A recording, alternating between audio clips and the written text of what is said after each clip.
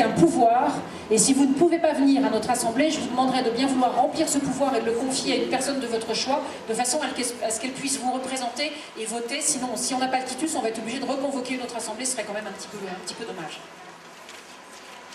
Le 13 février, nous allons vous organiser un dîner à thème. Ça faisait longtemps qu'on n'avait pas fait ça. Le thème va être Carnaval de Venise. C'est pas ça? Si? J'avais peur tout d'un coup. Ça se passera au Novotel. Vous allez recevoir vraiment très prochainement tous les détails. Et là, on va vous demander de vous ruer sur vos claviers pour vous inscrire, parce que ça va être un dîner assis, donc avec un nombre de tables. Si vous voulez vous inscrire plusieurs pour être à la même table, ce sera possible. Donc il faudra vraiment guetter bien vos mails, vous allez recevoir tous les renseignements, et évidemment, tout ça, vos masques. Pour le café du mois de mars, depuis que j'ai été élue présidente, j'ai eu une idée. Donc, j'espère qu'on va pouvoir la réaliser. Vous allez me dire, après avoir mis à l'honneur aujourd'hui les artistes roumains, j'ai vraiment très envie d'inviter les artistes de notre association à exposer leurs talents. Que ce soit peinture, sculpture, couture, cuisine, art floral, peinture sur porcelaine, photo ou tellement d'autres façons de s'exprimer. Je sais qu'il y a énormément de talents. Il y a même des talents d'écriture qui sont quelquefois très bien cachés, mais qu'on connaît quand même. Donc, ce que je voudrais, c'est que vous vous inscriviez pour venir nous montrer ce que vous souhaiterez. Bien sûr, on n'oblige personne, mais je pense que ce serait vraiment un tellement beau moment de partage que de nous montrer tout ce qu'on ne connaît pas de vous et tout ce que l'AFB peut comporter comme trésor. Donc je devais remercier l'ambassadeur. En fait, je le remercie, mais pas pour sa présence d'aujourd'hui. En fait, l'ambassadeur nous a prêté très gentiment un camion et un chauffeur qui vont bien nous aider pour la phase retour des œuvres, parce que là, on était un tout petit peu coincés aux entournures avec les chevalets, les œuvres, voilà, et tout ça d'ici ce soir. Donc ce que je veux, c'est que vous profitiez de ce café. On a fait exprès avec Valérie de le prolonger jusqu'à 14h pour que tout le monde puisse prendre son temps, que ceux qui travaillent puissent venir librement pendant leur pause déjeuner. Donc profitez du lieu, profitez du café, posez toutes les questions, allez voir les artistes et surtout, grâce au livret qui a aussi été fait par Valérie, n'hésitez pas à aller voir les artistes dans leurs ateliers. Bon, alors non, Merci. Bonjour à toutes et à tous, je suis très heureuse de vous accueillir ici au Palais Kika. C'est en octobre dernier que j'ai découvert cet endroit qui m'a complètement séduite. Quand je suis entrée ici pour la première fois dans cette grande tente à ciel ouvert, j'ai eu cette idée un peu folle de café des artistes. Donc depuis octobre, je n'ai cessé de parcourir la ville à la découverte de talents roumains. Et après 3 mois de préparation, je suis vraiment très heureuse de vous voir tous ici. En quelques chiffres, cette exposition, c'est plus de 70 œuvres d'art. Ce sont 19 artistes, dont 9 femmes, des artistes de toutes générations, de 29 ans à 64 ans. Et donc vous découvrez ici un éventail de styles et de personnalités artistiques. Il ne s'agit là que de 19 artistes. Imaginez donc ce que cette ville de Bucarest recèle de trésors inexplorés. C'est ce côté exploration qui m'a beaucoup intéressée dans ce projet. Vous poussez une porte et vous rencontrez un artiste passionné et passionnant qui vous parle de son travail et vous fait découvrir son atelier. J'ai fait de très jolies rencontres et vécu des moments magiques. Vous l'avez bien compris, j'ai pris beaucoup de plaisir dans la préparation de cette exposition. L'objectif de cette exposition est avant tout d'aider les artistes à se faire connaître auprès du public francophone vivant à Bucarest.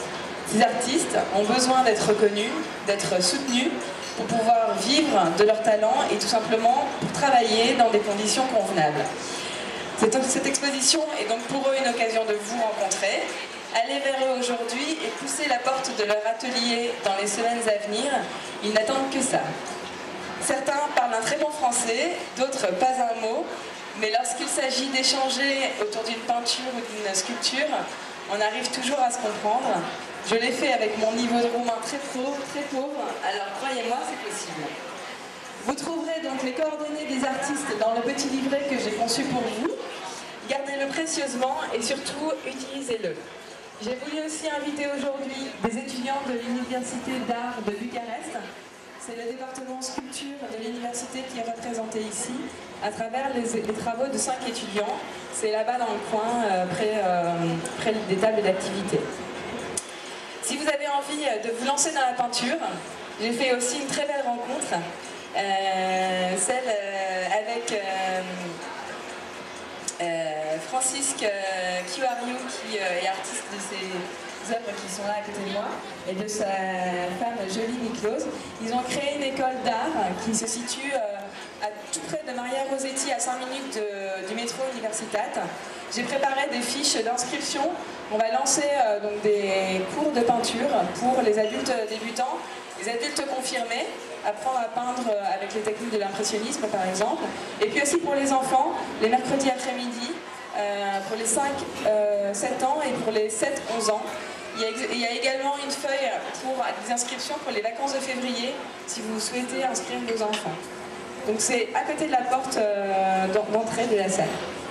Je rappelle que cette exposition est ouverte à la vente. Vous avez tous reçu la liste des œuvres et leurs prix.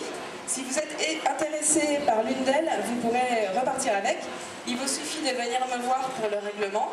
Je tiens juste à préciser que les prix ont été fixés par les artistes et que 100% du prix indiqué revient à l'artiste. L'exposition ferme à 14 h. Au-delà, si vous voulez acheter une œuvre, je vous demanderai de prendre contact directement avec l'artiste concerné ou avec sa marraine s'il en a une. Je profite donc pour vous parler du principe de parrainage d'artistes. Il s'agit d'un engagement avec un artiste que vous souhaitez faire connaître. Vous pouvez par exemple organiser une exposition chez vous si votre hébergement le permet et vous envoyer régulièrement à votre liste de contacts les photos des dernières créations de l'artiste. Ainsi, vous aider à mieux le faire connaître. Frédéric Vidalin qui parraine Dan Badea, dont les œuvres sont là-bas. Véronique Détailleur parraine Lichiu et Nicolas Grébine. Lichiu, c'est l'œuvre qui est ici, et Nicolas Grébine, c'est autour de la cheminée. Georgina Lelarge parraine Anne Hébert.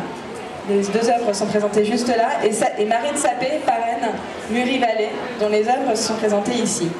Je vous invite donc à en parler avec elle. C'est elle qui en parle le mieux. Je tiens d'ailleurs à les remercier pour leur soutien précieux dans la préparation de cette exposition. Et je remercie également toutes celles et ceux qui avaient répondu à mon appel de contact d'artistes sur mon Montblanc en octobre. Alors je vais conclure ce mot par des remerciements. Je tiens tout d'abord à remercier Martine Mussat, qui m'a soutenue dès le départ dans cette idée de projet. Merci Martine pour ta confiance. Un immense merci aux 19 artistes qui sont exposés ici, pour leur talent et pour m'avoir fait confiance, pour avoir prêté leur œuvre le temps d'une journée. Merci à Doina Mandrou du Palais Mogoshoaya qui a eu la gentillesse de me prêter les socles pour les sculptures et les céramiques. Je remercie également Gabriel Giorgé du magasin Art Material qui a prêté l'ensemble des chevalets qui ont permis cette exposition. Je remercie Annie-France Charbonneau et Carole Athlète pour les photos qu'elles prennent aujourd'hui. Et puis évidemment je remercie toute cette fine équipe logistique qui s'est levée très tôt ce matin. On était au pied levé à 6 h du matin pour transporter toutes ces œuvres et les installer ici. Donc merci à toutes. Merci à Aurélien qui m'a épaulé depuis 2 semaines. Merci aussi à Agathe pour ton soutien. Et puis enfin, puisque la période le permet, si je devais faire une liste de vœux pour 2010,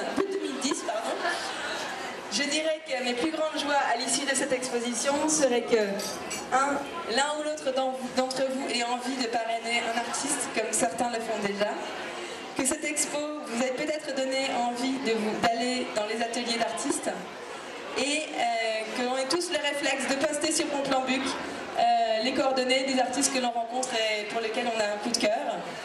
Et enfin que cette première édition soit la première d'une longue série. Voilà, je vous remercie à tous d'être venus.